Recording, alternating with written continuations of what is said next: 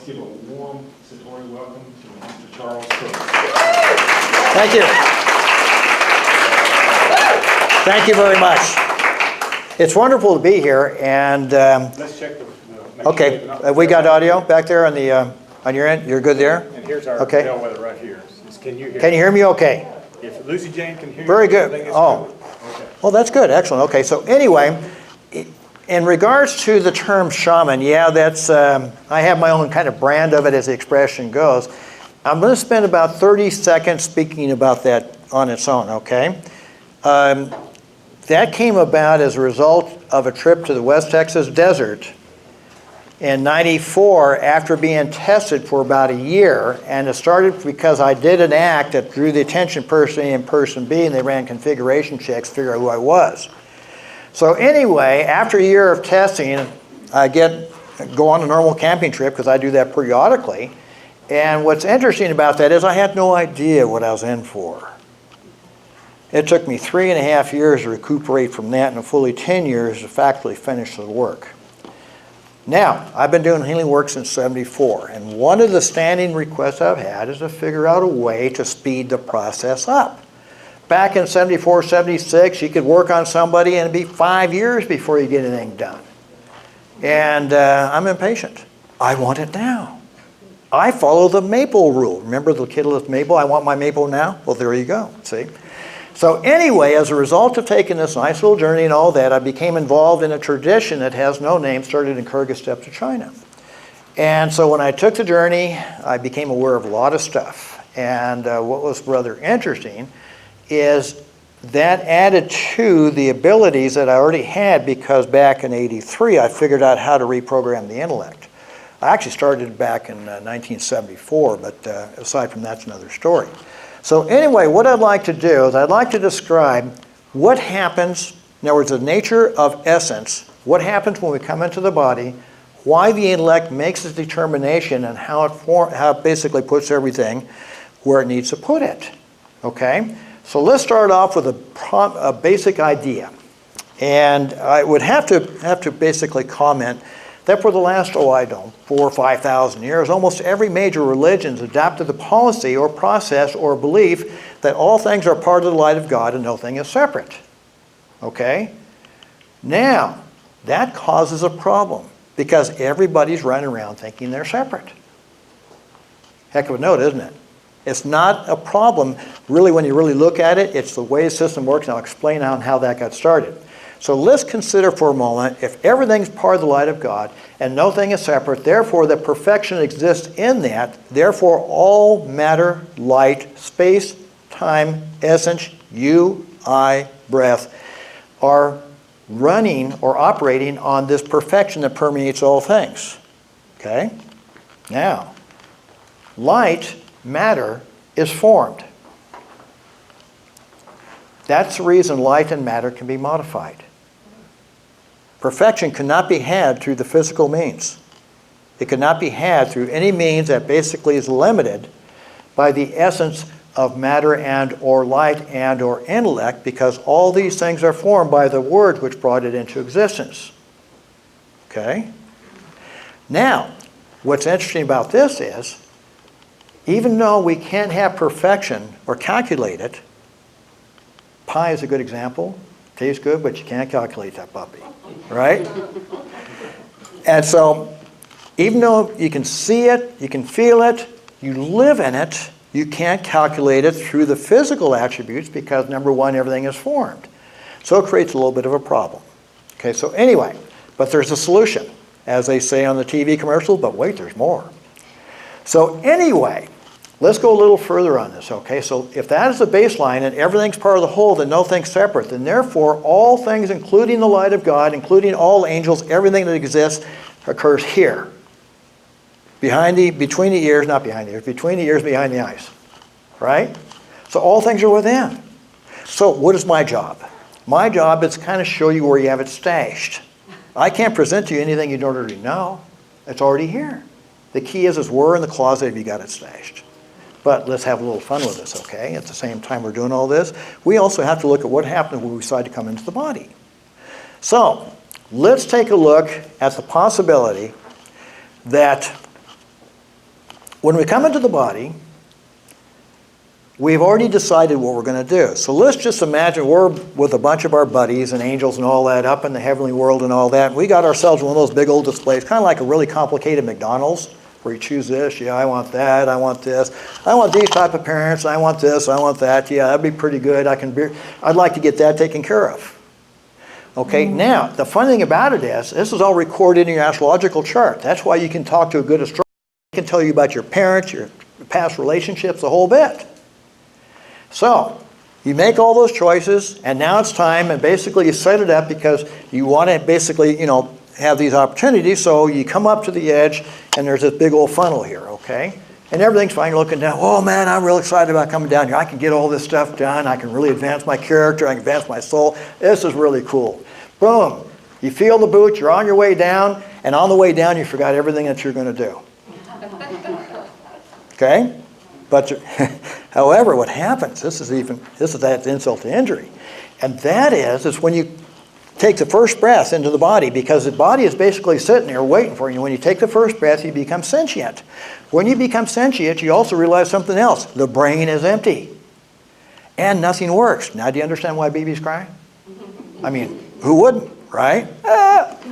And at the same time, we're looking out, and as we look out, we see the universe and its perfection. We see God's work.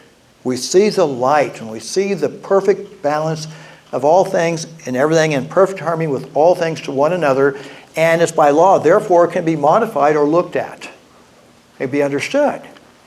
Okay? But the intellect has a problem. Since it's already formed, it only has itself to collect information from the five senses, because all it has is five senses. It looks around, sees the universe, and says, hey, you know what? Nothing works. The universe is great, magnanimous. Therefore, in order to protect the body, in order to be able to stay on this planet, and to protect the body at all costs, I need to protect the body at all costs. So what I need to do? I need to collect everything I possibly can so I can become equal to or greater than that which I perceive. So, good idea, huh? Right? Seems real simple. I'm going to just go ahead and pick all this information up. All right, so let's start with the five senses. How many of you have done that experiment where you draw a straight line of equal length and arrows in on one line, and you draw another line of equal length and arrows out, and the mind tells you they're different lengths? Right? Ooh, five senses. Not very good. Or how about this one? Now, I was a victim of this one, okay? What they did, because I'm one of those type of persons, yeah, I'll go ahead and do that. And anyway, what they did was they took some sweet onions and mashed them up like applesauce. And then they took a bowl of applesauce. And then they gave me a nose plug. And I couldn't tell the difference between the two, right? However, when they pulled the nose plug off, my sinuses were clear for a week. So the five senses aren't very accurate. They're subject to misinterpretation, okay? Now the next thing the intellect does, well, wait a minute, I'm trying to protect the body at all costs. I need to figure out where I can find perfection because it's separate from me. See, that's the first judgment. So anyway, the intellect says, well, let me try the parents, see if they got their act together. They may have perfection there. I mean, after all, they're feeding me, right? That's got to be good. Fair? Okay. And we find out that they don't have perfection. Well, let's try religion. They claim they have perfection. They don't have it. And then we try society. That doesn't work either. So what's an aspiring intellect to do? I mean, after all, it has to protect the body at all costs, right? Well, what it does, it starts a process of assumption. Now, that's an equation. X plus Y equals 4. Since there is no constant, even though the intellect swims in the perfection of this constant, it doesn't have the ability to realize it. It's kind of like a fish swimming in water. It doesn't know it's swimming in the water. It doesn't have the ability to take the molecules apart and understand that. So anyway, as the intellect is attempting to collect this information, it has an equation that basically says X plus Y equals 4, so therefore, let me run the process of assumption. Okay? And as we all know, has anybody ever found an assumption to prove itself out? No. Assumptions don't work. In math or any other factor, they don't work. But wait, there's more. Now remember earlier when I said the intellect considers the universe separate from itself? That is a judgment based upon assumption. So now the first issue is the intellect is saying I'm separate from the whole, therefore the whole is a threat to me because nothing works in this little bitty body, so therefore as a result I need to protect the body at all costs, so therefore everything outside of myself is dangerous, so I must become equal to or greater. Now there's another little thing that goes along with this, and that's called the caveman response. And that goes back to the days when we're all cavemen running around and all that, basically we got our spear and the whole bit, and we're going along the path. Next thing we know, hear a noise, we're going to run. Okay? We're going to split. That's all there is to it. We basically have famous line, feet don't fail me now. We don't care if it's a raccoon, saber-tooth tiger, and all that. We are in trouble. We are out of there. So anyway, the intellect basically has another program that basically says, I need to be fearful and respond in fear to anything that I do not know what it is. So therefore, as a result, any new information is dangerous. Okay? So let's get back to the judgment and the assumption. All right? Now, from every assumption comes judgment, and if every assumption or judgment is incorrect, meaning we are separate from each other, because if that was true, I would not be aware of you. You see? So as a result, because I'm cognizant of all things, including you're cognizant of all things, good, bad, ugly, good movies, bad movies, the whole bit, guess what? It's all within. And it gets even more fun. So anyway, here's another word I like to play with, should. All right? But here's one of my favorite statements. This is one of my favorite statements. Let's see now. I'm so guilty for being so stupid, I should have known that person was a dodo head. Right? How often have we done that one, huh? So anyway, the whole statement's incorrect because guilt requires malice, right? So most people don't qualify for guilt. That's the other funny thing. They really don't. When you really look at it, most people don't qualify for guilt. But you see, it's based upon assumption, which is brought about a judgment, which based across another form of judgment, which degrades ourselves. So if we look at direct language, when I say I should have done something, translating direct language means I'm an idiot, make it so. So I try to get everybody to replace the word should with do. It's fun and it gets you out of the habit. The correct way to make that statement, if I had different information, I never would have gone out with that guy or person. You see? So you cannot be held responsible for what you do not understand. So let's go back to the individual collecting information. So, because the intellect is trying to protect the body at all costs, it has to figure out how it can do some housekeeping and make things work. Well, since everything's part of the whole and nothing separate, then the universe is harmonic in nature. Therefore, you got the father attributes and the mother attributes, okay? Let's look at father. Father has to do with money, power, respect, health, strength, credibility. Okay? The Tarzan thing. Oh, you get the idea. Boy, I'm in a good mood tonight.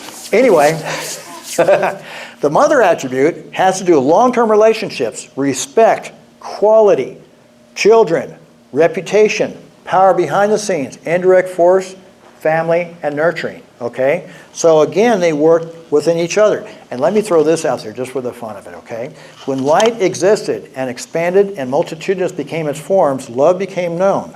When love became known, light found love to be joyous and fruitful, and therefore light and love joined, and therefore light is a result of that. So life comes from that joining. I just thought I'd throw that out there real quick. So anyway, as the intellect is collecting information, puts things on the father's side, the mother's side. But the other problem is the intellect makes a lot of mistakes. Let me give you an example. I had a lady come to me in one of my classes. It was 97. I was doing a class over in Irving. And she basically said every boyfriend that she ever knew, within 6 months, beat her. I said, well, okay, well, this looks interesting. I got to take a look, see what this is, right? So as it turned out, when she was about 3, 4, 5 years old, I forget the exact age, she would go meet her dad every day after, come home from work. Daddy, Daddy, you know how little kids are. Really want to see the parents. Well, one day he rebuffs her. And when he rebuffs her, he does so abruptly. Well, at that age, all she has is awareness of the four walls, the house. So she concludes that she must have did something to make Daddy angry. If she did something to make Daddy angry, then she must have did something wrong. If she did something wrong, she needs to be punished. Now that logic is perfect. it's correct based upon the information at that time. A 10-year-old would understand that it had a bad day at work, you see? So again, based upon the limited information, a person had that conclusion. I pulled that belief, she's never been touched again. Okay, that's just good. That's a typical example. How often have you seen, let's go back to our days in high school. How many of you met or known a woman, smart, beautiful, intelligent, going out with a guy you know is going to be in jail in 6 months? Okay, let's look at the mother attribute, okay? If somebody says the mother attribute is dangerous for one reason or another, let's say mother's subservient, and you say mother is dangerous, so as a result of that, I got to reject anything that mother represents. So my reality, in my intellect, I put all the mother attributes in a cave and lock them down with a bunch of guardians around it, okay? So I got this thing going on, all right? So the next thing that happens is my reality shifts, and what happens is I basically tell the universe, anybody who would allow me to play the role of mother is not permitted. Therefore, allow me to be attracted to nutcases. Okay? And on top of that, we got a big hole in our energy. And we're telling the universe, oh man, I know I don't have the mother attribute in me because I got locked in a cave. So bring me somebody I can heal. I need to prove to the universe how good of a healer I am. So they also bring in individuals and they keep trying to heal people and heal people and heal people, and it doesn't work. Because they're trying to fill that hole. Because the reality says, if these things are separate from me, then that's my law. That's my reality. That's my prayer. Okay?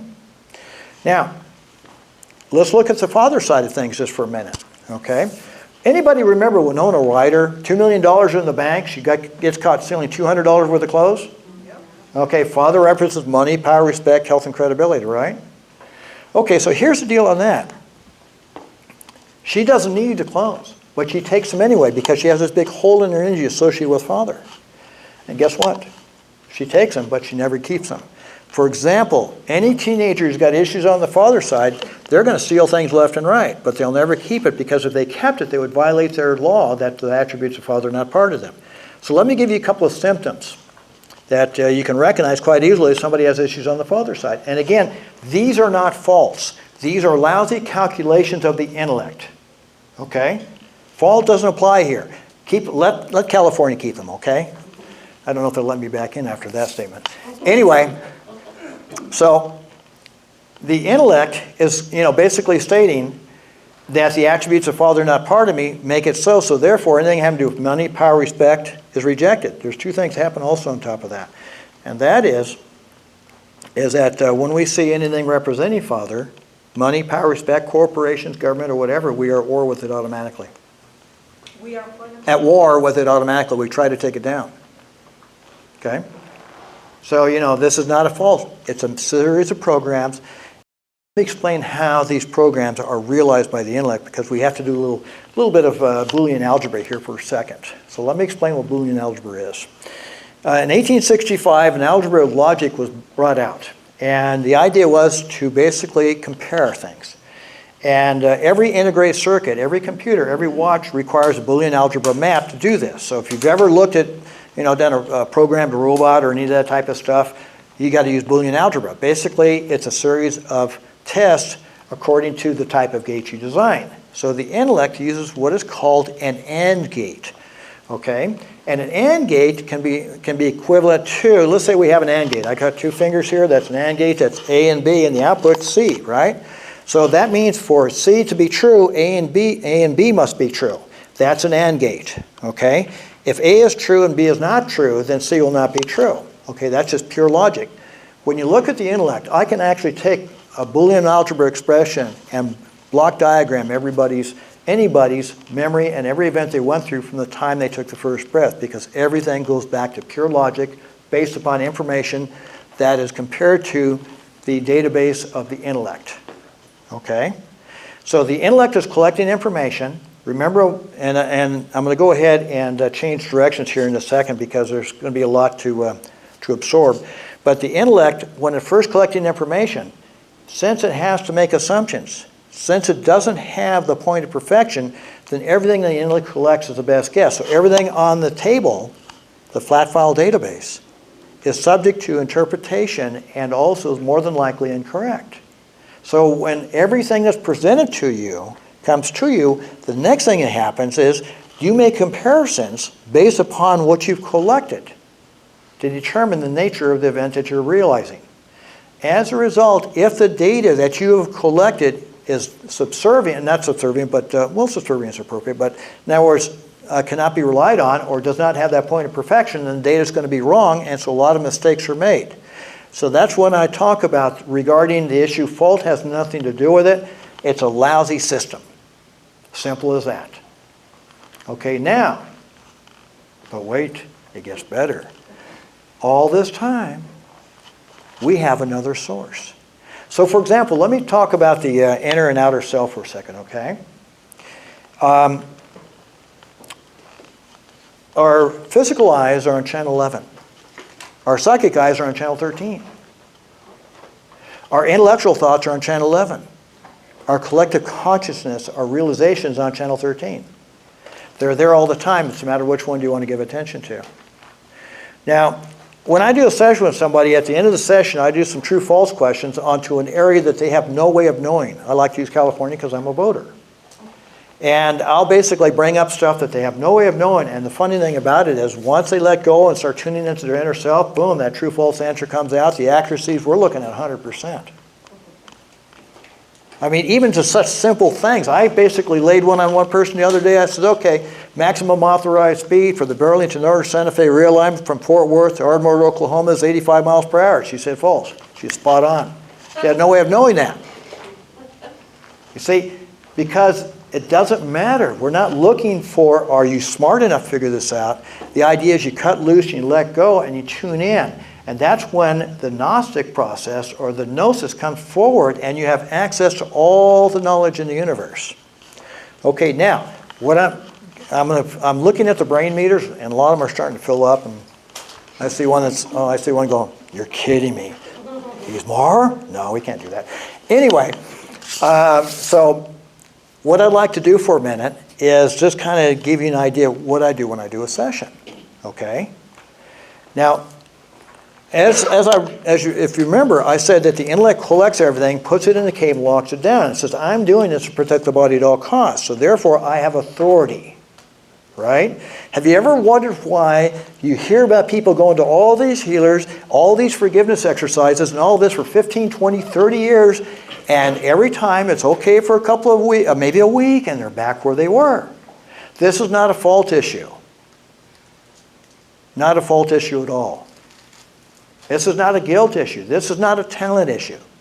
All it is the individual doing the work doesn't know how to sneak up on the intellect. Notice the word I use, sneak up on it? There's reason for that.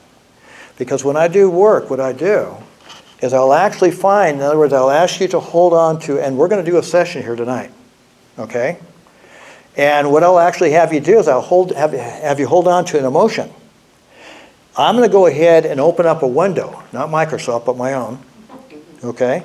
And then I'm going to go in there and I'm going to find all these thought energy matrices, and they look like look like a hairball, only really big, and they're alive too. It's really a trip. And so sometimes, if I need to, I can read them, but it's really boring. And so anyway, I'll open up a window and I'll find where they're located, and I'll pull them out, and I'll encapsulate them. When I encapsulate them, then I'll disassemble them. Once I disassemble them, I'll turn them into dust. And when I turn them into dust, I'll turn them back to ones and zeros, so to speak, into light. When that's done, that has gone permanent. I don't have to do it twice, unless I miss. Those steps, please? Yes. What I'll do is, I'll open up a window, and I'll have you hold on to a emotion, like an assault or something like that, okay? Betrayal, also a big one, by the way. And I'm also psychic. And anyway. So anyway. You need to run the money. Well, it's going to be that way. Okay. Sorry.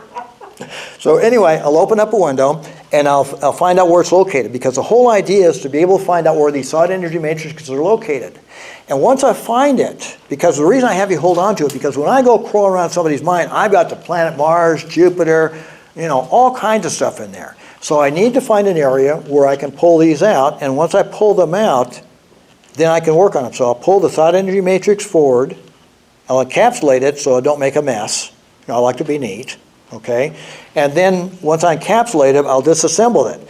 And when I disassemble it, there'll be no more. And basically, I'll turn it into dust and then neutralize it with light. And in neutralizing with light, it no longer exists.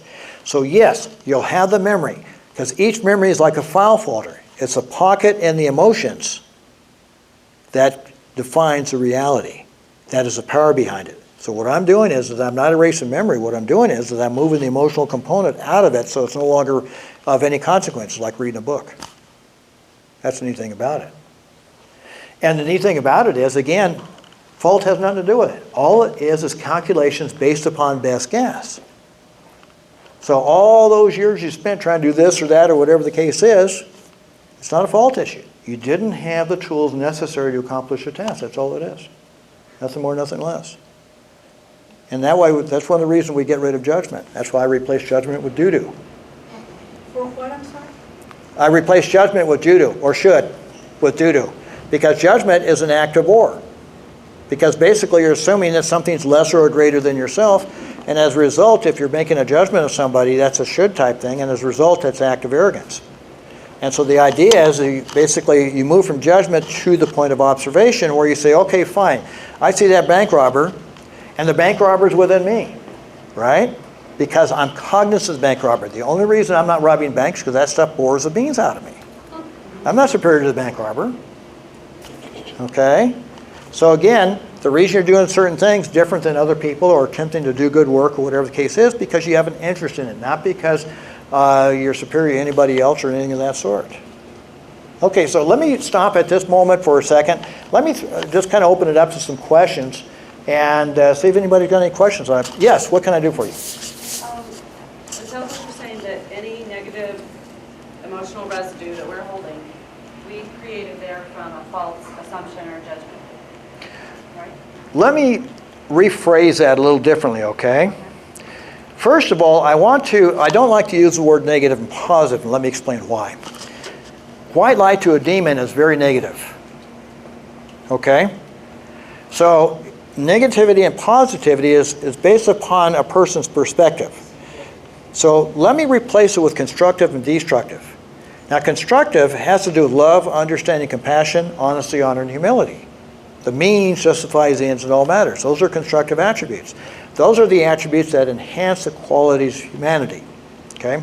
Destructive are arrogance, ego, in other words, arrogance, not ego, but arrogance, selfishness, superiority, separateness, those type of things. Those are destructive. Now, in looking at your question, when you look at it from that perspective, it gives us cause to run a guilt trip on ourselves. Okay? So what I would like to do is look at it a little differently. So basically, let me throw this out and see what you think. Because I didn't have certain information or understanding, I went through an experience which I had one heck of a temper tantrum and I was upset for a long period of time. Now, am I culpable here? Am I the initiator of that or am I reacting to something I don't know? You see? So now we're taking it a little bit differently and we're basically taking the idea of, I'm a bad person because I had all these negative thoughts. Yeah, sure, I wanted to put them on a voodoo doll thing and put a bunch of pins in it, but I didn't, you see? And so the idea is a lot of times when we react to an assault. And when we are threatened, it's an assault. And so therefore we have every right to react in any means necessary that gives us some sort of comfort, but also allows us to address a situation. So my suggestion on these matters is that let us not give attention to the event and somehow we were, quote, responsible for it. Let us move on and dissolve it and not have it no longer be a burden.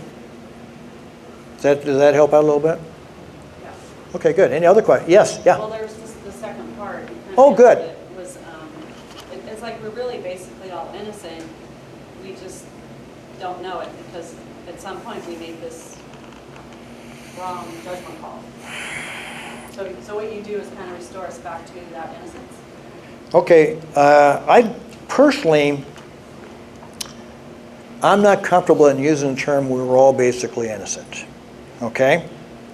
And the reason is because in the successive lifetimes that we've had, the purpose is to become fully cognizant of the physical condition and doing that time and time again, and eventually getting to the point where we no longer have an interest, and then we'll move on to another world. Okay? So the desire to learn, to understand and go through experiences is not a matter of assault or not a matter of not being innocent. It's a matter of, quote, I want to establish the character. I want to learn of these things, and then when I no longer am interested in this work here, then I'll move on. Is that a different way, kind of a little different way of looking at it? And because kind of the whole idea is that the only time I think guilt or innocence is appropriate is basically when you're driving too fast on the road and you can get away with it. Yes? Aren't all these harsh experiences things that we need in order to mold our spirit? That's a fair question, and I want to modify that just a little bit, and I agree with you overall, okay? So here is one way I look at it, okay? Bad people or resistance is needed to force us to get our act together. Humans are essentially lazy, all right? Now, those who have taken on an accelerated path will basically have more than their usual share of tough experiences, okay? And you can see it in your astrological chart. Now, even though that we don't like the experiences going through, and even we may not even like the people we're dealing with and that we're going through these things and stuff like that, the fact is, the real question we have to ask is, where are we today? And if we are attempting to work a constructive and or spiritual path, then where are we today? What is our motivator? What set us up here? Ah, that person hit me in the shins, taught me how to move my leg. You see? So I do not hold war or resentment to those that worked against me and tried to destroy me when I was younger. But I find that they were necessary to move me in a different direction. Does that kind of help you out on that? Yes. Good. Yes? Does this work on just like you take one traumatic event or whatever, or can it work on something that was instilled in you, a belief, a negative belief Oh, about yeah. yourself throughout your childhood? Uh-huh. And Oh yeah, even past lifetimes. I had a guy come in one time, this was really kind of neat. This guy came in and he believed he owed the church, okay? And ever since he was 3, 4 years old, he believed he owed the church. And so it turned out like basically he owed the church and that God rejected him. And that was his belief. So here's what's interesting about that. I went ahead and looked back. And let's go back around 1500, I believe it was. I forget the exact time. But anyway, I looked back and sure enough, he was in a group that was going to get attacked by the bad guys around the corner. And the local guys at church said, you know, you got this battle, you know, the next morning. As long as the battle is the next morning, if you do a lot of prayer and God finds you worthy, he'll protect you. So that's what the story was. So anyway, he goes in battle the next morning, and of course, you know, he prayed all night and the whole bit, so he's probably a little tired, but he goes in battle the next morning, he gets walloped on the head. Before he has a chance to finally die, he concludes that God has rejected him. So somebody throws a spear through him because he's just sitting there, and that's the end of that. So anyway, I get hold of that, so yeah, we can fix that. We took care of it in about 10 minutes. So yeah, that's quite easy. And sometimes it's pretty interesting. I pull all kinds of stuff out of people. I pull shrapnel, cannonballs, arrows, knives, daggers, all kinds of stuff. It's a trip. Yeah, so it's doable. And the other thing too, whether you believe in past lives or not, it really doesn't matter per se, because if I find the origin of something that's embedded, that basically you had from the time of birth and all that, I'll get it anyway. All I need is permissions. Okay? All you need is what? Permissions. Yeah, because everything's based upon permissions. Your hand was up first, and then you're next, okay? You're first. Okay, so I was told at an early age that I'd be instrumental in getting people in and out of drug rehabs. Yeah. Getting into drug rehabs. I'm fed up. I'm tired of dealing with alcoholics and drug addicts in my life. I am tired of caring for them. Can you help me get rid of negative patterns of caring for these people? Yeah. And what does it does to do to the shift if I don't care for them? Okay, there's a different way of looking at it. There's two types a way of caring for people, okay?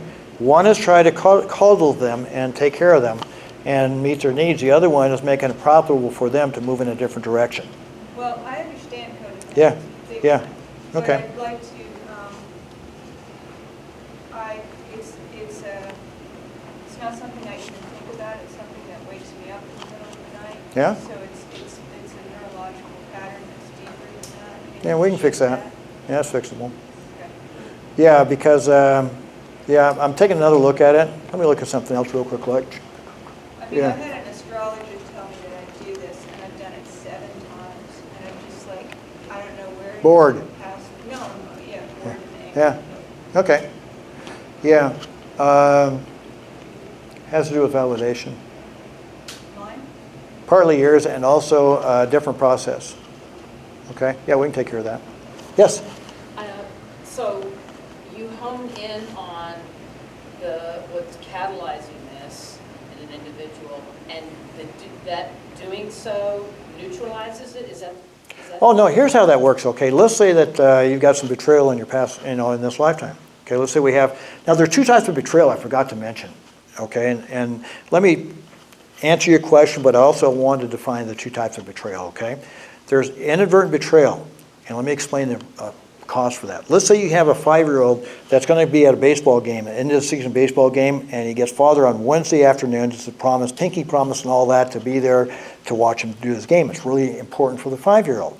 Father gets a call the next day and has to get on a plane and go to Europe to resolve an issue. He's not there, the 5-year-old says betrayal. He's hurt. That's inadvertent betrayal. Overt betrayal is where somebody does an assault.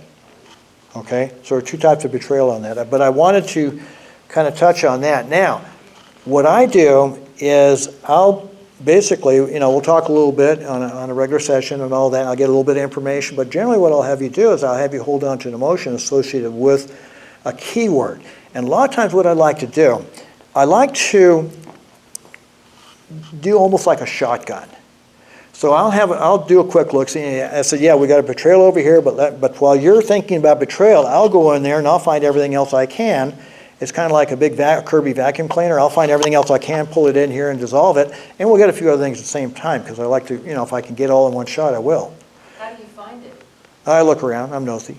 No, I mean, do you have a clairvoyance? Is that? Well, I open up a window like this and I look around, see what's going on. Okay.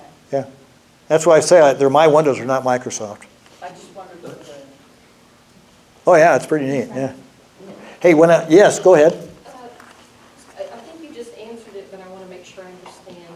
For instance, I know some experiences that I went through the last month that were the triggers of what you're talking about. But like even tonight, I'm going, oh, which one will I hold on to while you look? So what I'm wanting is, will you, even if I'm not really cognizant of what the most core one, is that your intent is help to get to that real core promise so that we're really being efficient? That's pretty neat. We may not have a good awareness right now because we're just so happy to be here. Yeah. Well, when you look at it, let's say we have 5 particular items. Okay, 1 primary item and 5 sub-items. And let's say that on the particular items, in order to take care of the primary item, you have to go through the experiences of let's say items 1, 2, 2, 3, 4, 5, to get those done and out of the way so you'll be able to handle the change when the 5th item, this core item, gets taken care of. So I can't make a judgment on that, and nor I will not make a judgment on that, but I wanted to bring up sometimes you run into those type of scenarios. So the idea is if I can get authority to go after something, I'll get the core. No ifs, ands, or buts, because again, I'm trying to get 70%, I'm trying to get 100%. I can't do that yet. Okay, it was down to 65, I'm up to 70%, one session gets the job done. And I certainly respect layers, because sometimes if you went for the bottom layer, the very most core, you might not be ready for it today, but those layers, I mean, that's just. Yeah. Well, for example, I had a person come to me once, and I'm going to be very brief in this, but basically she had a big lump on her throat. She asked me if I could fix it. I said, no, call me in a year. A year later, my card pops out of her purse, and she comes over and fix it. Turns out the guy she was involved with, the attraction was unbelievable, but the guy was a nutcase. So she had to divorce him. In order to divorce him, she had to turn this off, so she'd lock up her throat center. Okay? So we have those situations. So sometimes removing something prematurely is a real problem. Thank you. Yeah, that's why we don't have the judgment issue, okay? That's why it's always permissions. Okay? Any other questions or anything? Yes? To get the authority, you just said, I ask. For example, if I spot something, and I'm looking around there and all that, and says, oh yeah, I see some items over here. Do I have your authority to pull it? And if you give me authority, great. If not, I move on. Okay? Why wouldn't we give you? Sometimes, one, safety. But if we're there to be cured, Some people are afraid. Well, we yes and no, okay, because what you're speaking of is kind of a delicate matter, and the reason is because, number one, we can't make a determination whether if somebody comes to me and they want to get this work done, okay, how far do they want to take it? In other words, how much do they want to do? So I can't make a judgment. All I can do is get as much work as done as possible. And that's really kind of the key right there. So I can't make a judgment just because somebody's sitting in that chair across from me well, yeah, they need to have everything removed. No, I can't do that, and I will not. So there are times when it's important to recognize that sometimes you have to hit something 2 or 3 times to go ahead and take care of it. But if they tell you go for it, baby, you go for it? Yeah, once I get authority, you betcha, yeah. Hey, the neat thing about it is I can do this, mostly when I have somebody come to the office, they're always 6 feet away from me, so I don't need to crawl all over you to get this done. Okay? And the other neat thing about it is if you're over in some other part of the country, I can do that. The farthest I've worked on anybody is India. And it didn't slow anything down either. Get the joke? Long distance. Yes? when you see images or when you recognize what's going on, or does it not, or do you see these in words or what do you? No, I'll actually see the what's going on. If I need to, I can read the thought energy matrix that's existing in there, and I can describe the nature of the assault. The whole shooting works, who was involved in the whole bit if I need to. That's boring to me because I'd rather just get the thing dissolved. What does resolved mean to you? Dissolved? No longer exist. So you get to something that I would consider an assault, like you said, you see it. Yeah. What do you mean you make it no longer exist? You mean that? Just as that. In other words, I'll actually take the emotional component of that, which is in that thought energy matrix I talked about, because it's built by the intellect, and the intellect put it there because it says I need to protect the body. Therefore, I'm going to keep it there, and because this is my way to protect the body and prevent it from happening again. Okay? So then I'll pull it out, I'll disassemble it, and then I'll turn it into dust, and then this way I'll go ahead and neutralize it with light. And when I'm done, it's permanently removed.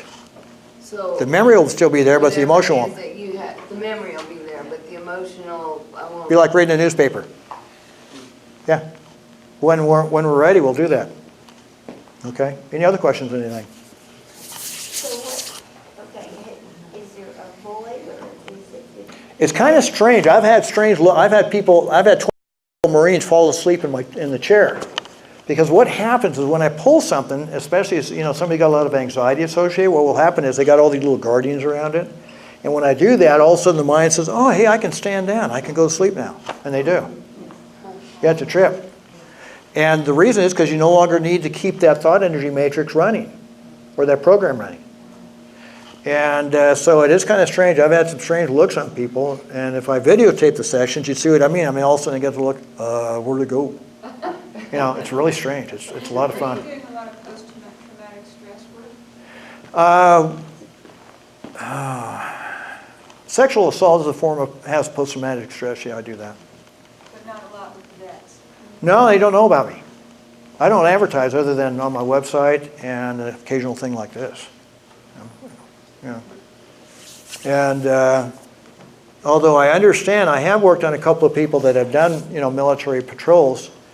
And, you have individuals that will hold guilt from World War I and World War II because, one, they had a group of guys in there, intelligence told them, well, there's nobody on that ridge, go up that ridge. Next thing you'll get wiped out. And so anybody who's a squad leader cares for his guys, and he really feels bad the fact that he lets them down. And so he's carrying that guilt. Well, if that comes across my table, I'll take care of it. I'll remove that, but I'll actually go and watch the whole scenario, and I've done that before too. Yes? I was just gonna say, you might also say, you might yawn for 2 days. Oh. Work on being not yawn and slept for 2 days. Oh, yeah, I forgot about that. Yeah, that'll do it too, yeah. Has other effects. Yeah.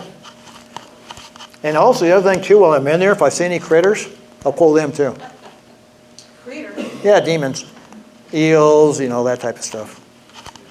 There's really about 3 types. Some of them put up a really good fight. Haven't any of those. Everybody has critters? No. Every once in a while I run into them. It's rare. There's 2 types of, a lot of times somebody will have an emotional trauma associated with something, and what they'll do is they'll create a pseudo critter, and it'll act just like it, but it won't have intelligence. And I'll dissolve that. And then on the other side, you'll have individuals that basically got in a situation where their energy was so weak that they became a magnet, and they walk by the wrong person at the wrong time, boom, you got a hitchhiker. And all the critters do is just basically feed off your energy and, kind of keep you a little tired. And it's not a big deal, Everyone, like I say, about once or twice a year I get in a really good fight with somebody, but other than that, it's not too bad at all. So generally, I just open up a window, pull them out, and away we go. I also cook them too. I don't eat them. Send them to the light. What do you do with them? Cook them. Cook them? Yeah. Would you visually tell me how so I can, Yeah, I got this little cauldron here. It says Charles's Waste Management on the bucket. And boom, I put them in there, and that's the end of it. That's it, right there. You got to have a little fun when you're doing this stuff, because basically there's a lot of, there's a lot of repetitions, there's a lot of just basic stuff, and all we're doing is turning off programs that don't work. That's the key. You turn off the programs that are working against you, automatic healing begins. Because now there's no longer any restriction for the vital life force in the body. Okay? That's the other neat thing about it. Any other questions on anything? Yes? do we need to phase them? Or you can No, you don't need to face anything. No. Yes? Do you see children that are being born now coming in without that default to go into separation? That's confusing. Try that question again differently. Well, it seems like, we're kind of destined as humans. We're going to be born and go through this experience you said where we have this program to automatically go into separation if we're threatened or attacked. And it doesn't turn out well for us. We end up with this residue that then we hopefully can heal somehow throughout our lifetime. And what I'm wondering is, as humans evolve, consciousness evolves, might it happen someday that children will be born, new souls will come in and be born and not have that to deal with? Let me throw this out, see what you think, okay? There's a project that's been going on for a couple of thousand years. It's going to wrap up in about 200 to 300 years. I can probably answer your question on that one then. All right, now, okay? The reason is because you're dealing with what is called the spiritual ascension of humanity, okay? And we're not there yet. But the project's been going on for a while. And the key is, by the way, just in case you didn't know, you know what the key is, the spiritual ascension for humanity? Making it profitable for people to take the higher road. repeat that, please? Make it profitable for people to take the higher road. There you go. What is, I haven't digested that. What does that mean? Okay. If my reality, okay, let's say that I have issues on the father's side, which I used to do. I used to have back problems, all kinds of things. And so, since I had problems on the father's side, my reality said, do not allow me respect. So people I was in contact with weren't given permission to treat me well. Okay? And as a result, I had all other kinds of problems. When I resolved the issue on my father's side, not only did my back problems go away and all that, but I could deadlift a 450-pound motorcycle and I can still carry my other half across the park. And so the point is I changed my reality, allowed my body to get stronger, but also I'm giving other people permission to treat me well. So as I change my reality and work a more loving and constructive path, then other people who have the propensity to do so will be given permission to respond in kind. Does that make sense? So let's say you have, some old issues or whatever that you haven't resolved yet. And again, we have to remember this is not a fault. These are programs. That's all it is. All we're going to do is turn off programs, okay? And so when you have a belief that you're not good enough and that every boyfriend you ever had was a nutcase, or you're attracted to those type, or people don't respect you, whatever, you're requiring in your reality. Your prayer says, I don't have respect, credibility, make it so. Send me people who allow me to have my reality. This is my prayer. Hey, the other thing I just thought of I need to bring up before I go further on something.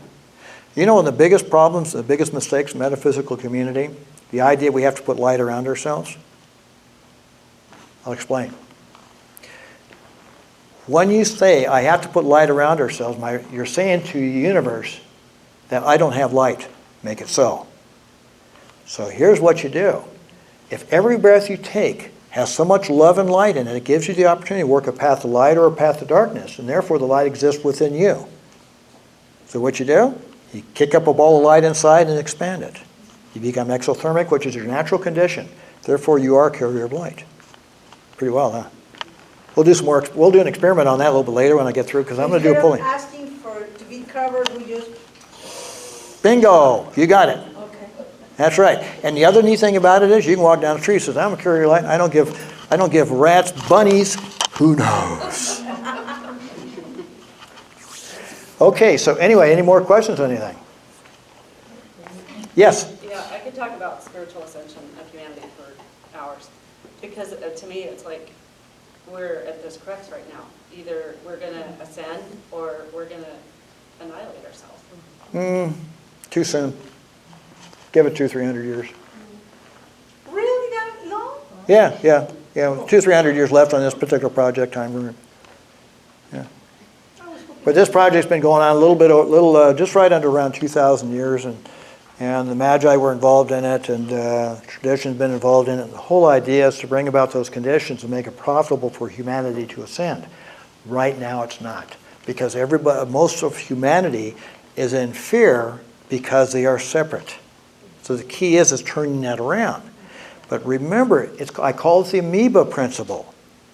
Okay? No living thing takes any action unless it benefits that particular thing. So now you take a look at humanity, and if we had no resistance, we wouldn't do anything. Just lay around like a bunch of walruses. Even they have itches. You see? So the key is it is our nature and our character that gives that quality that causes us to move forward and want to basically work a constructive path. That is our nature and our character. The key is having the permission to do so. That's number one. And number two, making it profitable for those who are not into that mindset to move in that direction. For example, I can't control where a fly is going to land. But I cannot control where a fly is going to land. But I'll put a $100 bill, I can get a fly land on that table over there. You know how? I make it profitable for the fly to land there. Honey! See? That's the key. Because anytime you try to use judgment or any other means to get people to do one thing or another, they will go at war with you. Because judgment is based upon assumption, which is based upon separation, which is based upon arrogance. Okay? So it doesn't work. The key is you basically make it profitable for somebody moving in a particular direction, and then you can have some fun. Okay? Any questions on it? Yes? With honey? Well, I don't know about people, but that works for flies. Cat food will work too, by the way, just so I'll let you know. Yeah. Cat food. That'll work also, yeah. Yeah, you put some cat food out there, they'll be there. I could mess it up, sorry. Imagine this is going on YouTube. Oh boy, they're going to kill me. Honey works too. Oh yeah. Well, I don't know about not with cats, but with flies, yeah, that works, yeah. Huh? Chocolate's better. Chocolate? Yeah, that's good. Yeah, that's pretty good. Anybody ever try those Trader Joe's chocolate salted almonds? Good Lord, they're addicting. I warn you, it is a precipice. So anyway, any other questions or anything? Okay. Anybody up to, actually I only need your attention for about, let's see, I'll need about 5 minutes to do this. What do you think about if I went ahead and had you all, each and every one of you, all at once, bring up an emotion that you want to dissolve, that you want to be. Please. Okay, wait a minute, wait. I got to get everybody else involved, okay? Come on. Okay, and what I'm going to do is once I get a kind of a sense that you got it cooking, as the expression goes, once you got it going, I'm going to go in and find that puppy and I'm going to pull it out, okay? Now, the key is if I can do this and not drop any of them, that'll be pretty cool. Get it? Bunch of balls, you know. Sorry, I couldn't pass that up. And so if I can get a bunch, in other words, basically the idea is I'm going to go ahead and grab a bunch of them and I'm going to pull them out and I'm going to dissolve them. Okay? So I don't need to know what it is. I just need you to hold on to a thought energy, you know, to an emotional issue, okay, for about a minute, maybe 2, okay? You want to give it a try and see if it works? Yes. Okay, good deal. All right, so here we go. And what I'm going to do is you'll see me basically open up a window, take a look, and then... You too? Well, don't be greedy. If you can sneak 2 of them in there, I'm good. I beg your pardon? If you can get 2 of them in there, I'm good. I don't have any concerns about that at all. And Charles, will you let us know when it's appropriate to talk or to be quiet as this is going on? Oh, you don't need to say anything. Okay. Okay, because basically I'll have you hold on to that emotion and just bring up that emotion that's within you, okay? And regardless what is unpleasant, it could be a betrayal, it could be a hurt or something like that. Bring that up and just keep it at the forefront of your consciousness. Hold it for about a minute or 2, and I'm going to go get it, okay? Now, belief has nothing to do with this. If my aim is any good, I will get that puppy, all right? And if my aim is off, I'll go after it again. Okay, so we'll find out in about a minute, okay? So here we go. Let's get started. You don't have to do anything special. Just hold that emotion and let me go after it. Here we go.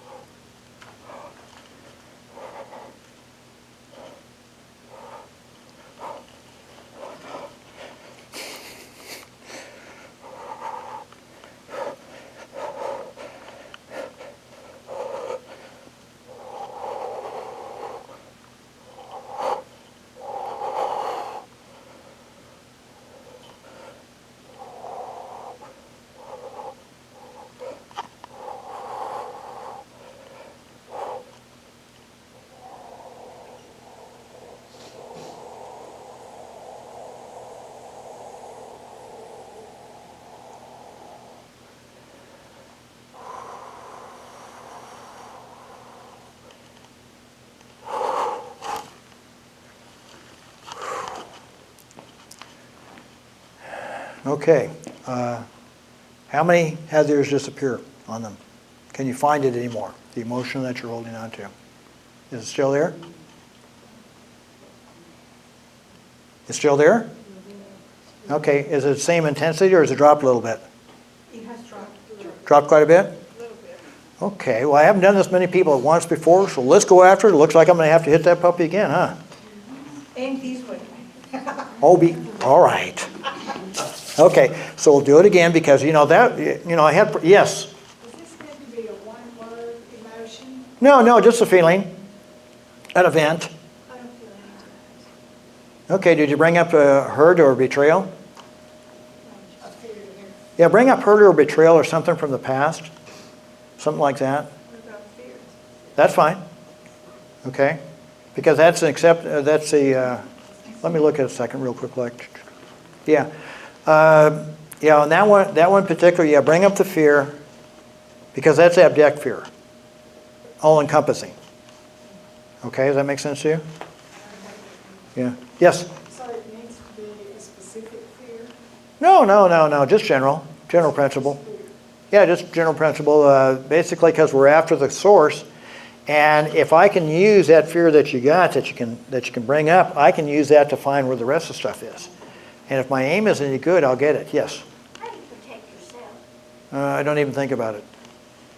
I didn't know. I've never even given any thought. I'm a carrier of light, and boom, I get a lot of kicked up. I just kick up a lot. And the other thing too, I have kind of a little bit of an attitude about this stuff. You have a point, I'm sorry? I have a little bit of an attitude about this stuff. Anybody that doesn't have the right attitude and all that, I'll blast them with light. They turn to dust. That's their problem, not mine. So I don't even think about protecting myself. Okay? That's really kind of the key. You had a question in the back, yes? Yep. Oh, you didn't? Oh, that was just an itch. Okay. Whether it had to be a specific incident or just a specific emotion. The emotion. Okay, or now, hold on a second. Now, let's say there's an assault that the assault actually carries the emotion with it, okay? Then, that will work because all I need is a link. Because every item in your reality has a thought energy matrix associated with it. And so it allows these things to exist. I've actually dissolved demons with using the same process, by the way. Because everything that is formed can be dissolved. Okay? Dissolved meaning changing. In other words, are you familiar with what they call a security erase on a hard drive? Where you take all the data and do ones and zeros? Same thing. I turn it into light. So basically I take all that the reason I pull it out and encapsulate it, so again, I don't want to make a mess. But the other thing is I'll actually pull it out, and when I'm doing that, I'm disassembling it. So it's kind of the equivalent of taking its intelligence away. But I still have 2 steps to go. One, I have to turn it into kind of a dust configuration, and then I neutralize it with light. When I neutralize it with light, that basically brings it back to its initial source, similar to basically being baked in the sun. So it no longer exists. It's like taking some iron and sending it off to the sun. It'll eventually be melted within that. Well, it just won't be iron anymore. It'll be something else. It'll be, still but basic, exists. true, When but you turn it into dust, it's like it's not there anymore, but it's always there, like you said in the beginning. no, it's completely neutral. It has no form, has no quality or condition. So basically, I've taken everything that's existing, and when it had form caused by the intellect forming it, okay, so it took the essence, and now not the essence, wrong word. In other words, it took the what's the term I'm looking for? There's a term I want to use on this.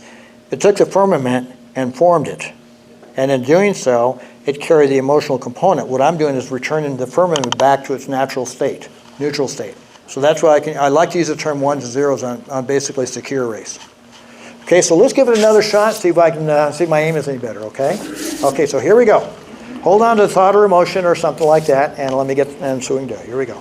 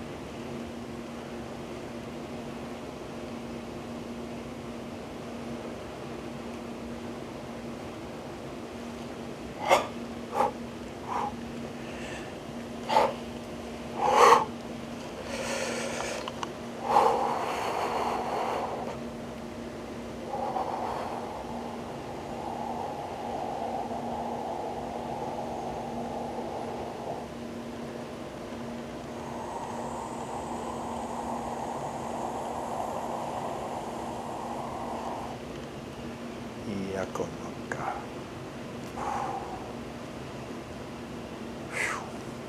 Okay, did I get it this time? Am I aiming any better? Pretty wild, huh? Just disappear, huh? Yeah. See, that's the neat thing about it. She said, all we did is all I did was basically said, okay, where is that puppy? And I found it in the intellect. But the reason I was able to get to it because the intellect cannot defend against light, the universal solvent. So I snuck up on it and I extracted the sodium matrix, and it looks like a bunch of big old, you know those beach balls? Only they're care balls. And so it looks like a bunch of those. And so I'm having to, you know, put them all together and all that, make sure I don't drop any. I mean, after all, we have to be neat, right? And they're a mess when you drop them anyway. I mean, there's stuff all over the floor and you got to clean it up. So anyway, so I went ahead and I was able to pull them in, encapsulate them, and then I was able to dissolve them. And when that happened, all that did was is the emotional component associated with the memory. That's the power behind the reality of an individual.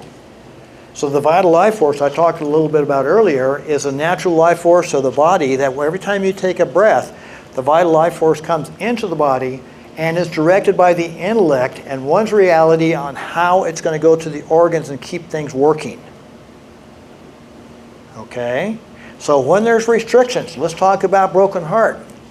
Okay, broken heart syndrome, tightness in the chest, heart problems, heart valve problems, lung, bronchial, throat problems, stuff like that. Okay? When there's issues with defense, extended stomach, stomach issues, stuff like that. When there's issues with not dealing with reality properly, there's going to be problems in the female organ area, lower back area, circulation in the legs, a lot of cramping, stuff like that, and also problems in the feet. These are just some simple things that I can bring in. Problems in the feet, circulation in the feet. No, but what caused that? Not dealing with reality. When you have a belief that you're in fear all the time, you have to basically step away from what is actual, what is truthful or actual. I like the term actual versus, you got reality, which is realized. Actual is the way it is. So anyway, when you're not in harmony with yourself because you have a belief that is no longer in harmony with what is actual and the actual flow of things, then you cut off the flow of your energy in your body. That's why you can do experiments on your chakras. If you visualize the all 7 colors, and if they're all equally bright, you're in good shape. But if you do each one for 5 seconds, and let's say you do white, purple, blue, green, yellow, orange, and red, and some of them are a little bit darker or whatever, need some little bit of light.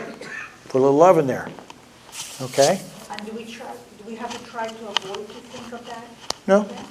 Well, can you, okay, the stuff I removed, can you find it anymore? Well, not right now, maybe. But you can, no. In other words, the memory you can find, but is the emotion there or is it gone? Okay, good. But will it be back? No. It will not. That's the neat thing about it. Well, thank you. Yeah, see, that's why I can say 70% of my clients I can do in one session. And that's the goal. I'm going for 100, but I haven't been able to do that yet. Your sessions last. Hour and a half to 2 hours. The reason the initial session's an hour and a half, I like to put a 30-minute cushion because if I find something I can get while I'm there, let's go get it. You know, rather than have to do another booking and all that type of stuff. I'd just rather spend a little extra time getting it handled. Okay. Any other questions or any other observations? Yes? Okay. For me, it worked the first time. So then when you do the other one, it's like, okay, think of something fast. So this other thing popped in. Good. And that went too, so. Excellent. Yay. Good. See, you got 2 for 1. That's pretty good. Yes? Really? Hold on a second. I'll explain. I know the reason why. That's because they're unsafe for you right now. Okay? And if you want, I can loosen it up a little bit. Do I have your authority to do so? Okay, let me take a look.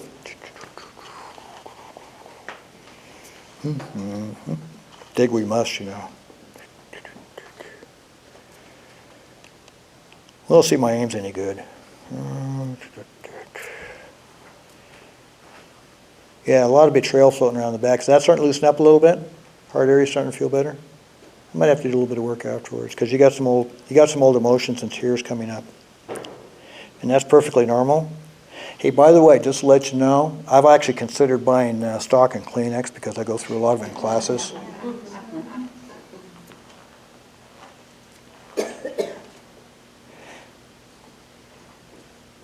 Yeah, I've actually gone, yeah, it actually does, yeah. There's one time I did a class and I put some cards out. This is the one I did over in Arlington. It's really kind of fun. I had 12 people in the class, and I go ahead and put a rock and a card, on the floor, and I had 3 people crying, okay? Because I wanted to loosen them up and stuff. And then I put another card out, I had 6 people crying. By the time I was done, I had 9 out of the 12 people crying. It was pretty good. They all felt better afterwards, but it worked out pretty good, yeah. Do you mind if I ask you what you charge for your sessions? $150. Yeah. And it also includes a follow-up phone call, also 10 to 15 minutes if necessary, if I need to do any further follow-up and see if I missed something, because gee whiz, sometimes you miss stuff. You're involved in it and all that, and you're getting all the big pieces, and something else sneaks up on you a little later on, so you just go ahead and take care of it on the phone.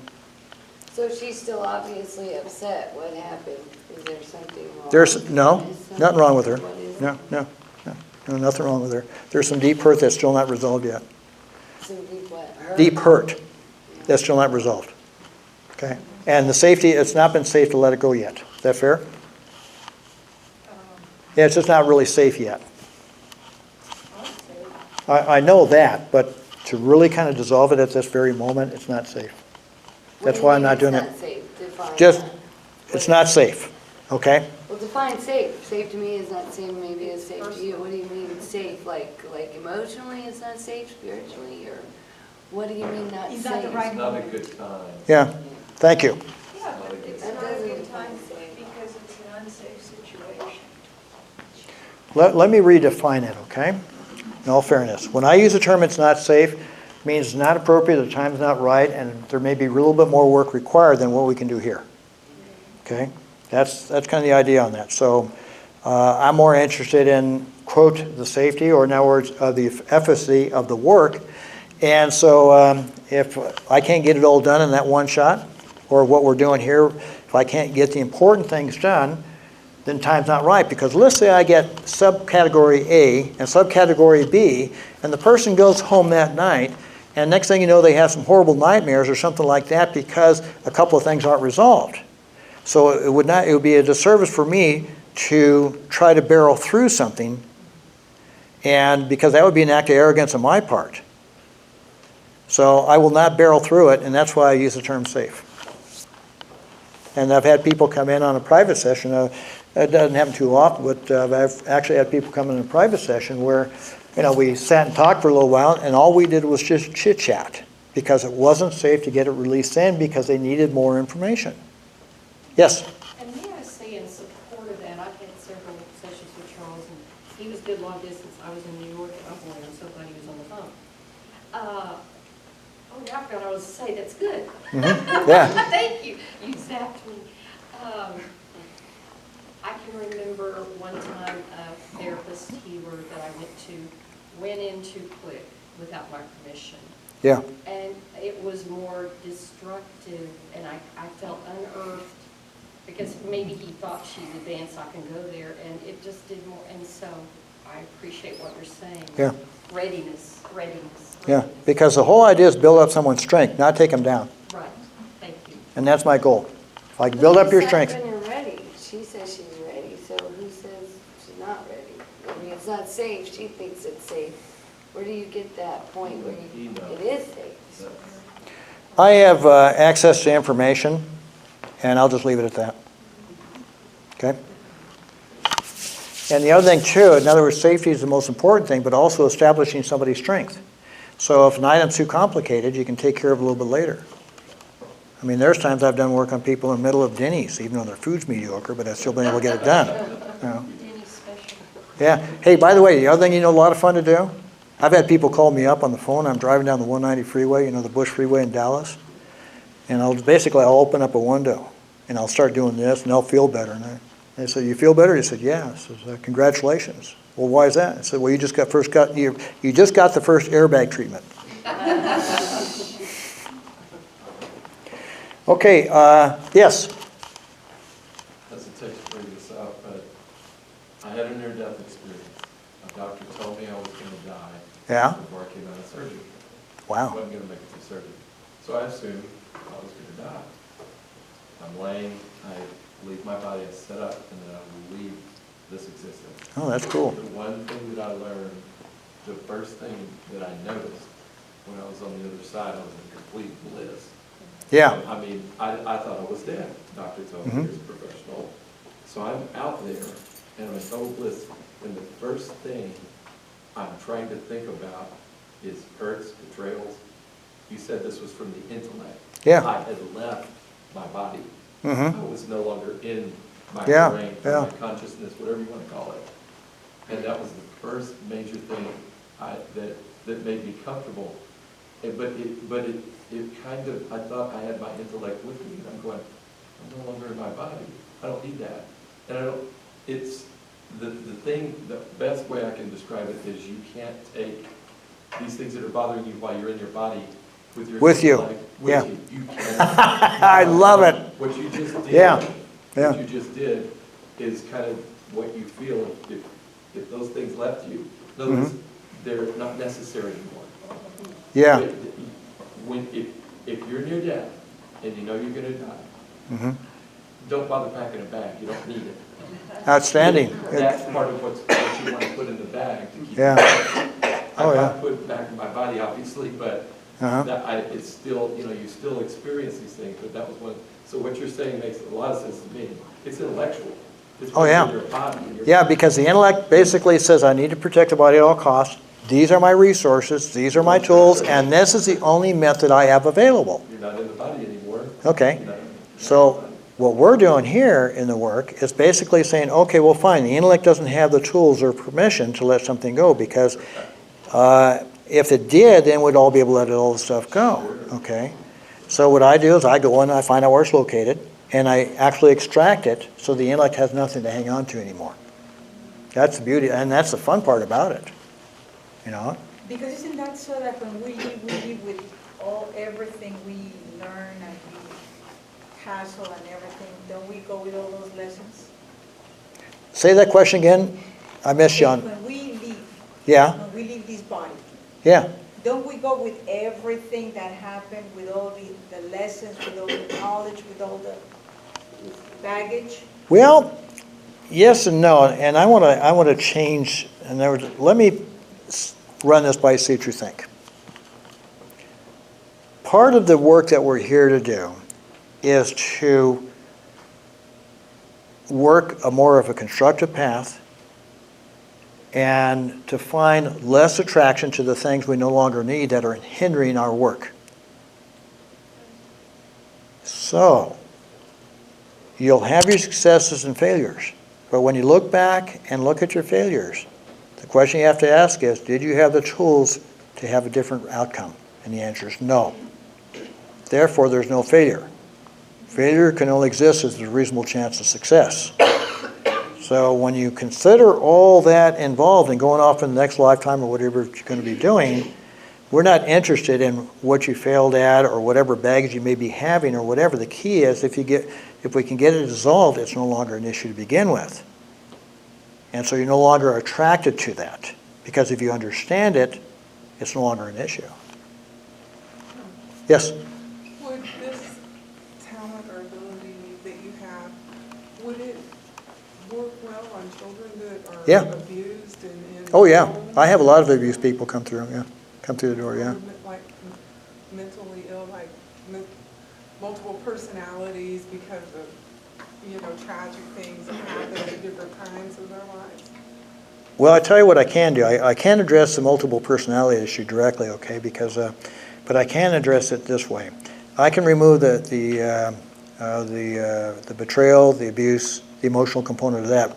How that actually manifests in that particular individual, that's beyond my expertise. Okay? Yeah. Because I can be two people. I think I made it from California to Texas. I had to learn language. Yeah.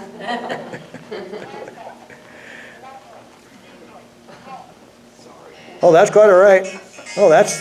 Do you want me to dance? Uh-oh, it's on YouTube. All right. Got to behave. So anyway, are there any other questions or anything?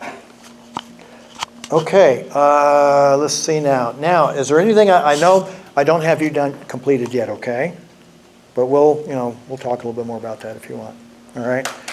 And I'd like to thank you so much for coming out. By the way, if there's somebody, like I got a partial of something, whatever, let me know, and I'll see if I can go ahead and get it pulled, okay? All right, again, I would like to thank you so much for coming out and indulging my fun and all that, and I hope you enjoyed yourself. And geez, well, this is really great. Thank you so much. Thank you.